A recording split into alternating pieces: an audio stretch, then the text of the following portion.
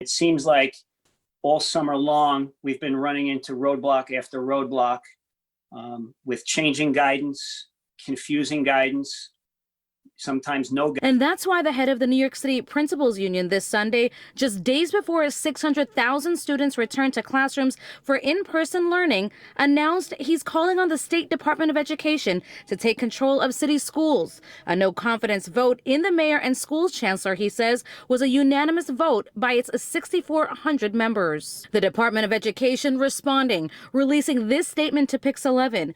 Quote, "For the past 6 months, we've worked with our labor partners to navigate completely uncharted waters and accomplish our shared goal of serving students this fall. We'll continue this work to guarantee a safe, healthy, and successful opening for all. This week, more kids will be safely sitting in New York City classrooms than in any other major American city, a testament to city leadership and our educators' commitment to their students and the importance of in-person education." End quote. Any decision that needed to be made should have been made well before the opening of school. Mark Cannizzaro says the last straw was the last agreement between the teachers union and the city Friday, allowing teachers who have loved ones at home who could be compromised by COVID to teach remotely.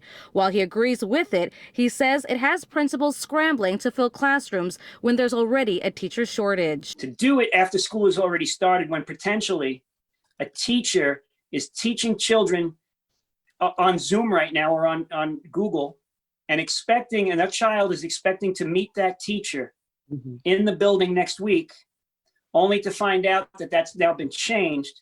That's just not right and fair to that child. If something is going to affect the school leaders and how they run their buildings, the first group of people to know about this should be school leaders. This is the first time the union has called for such a state intervention in city schools.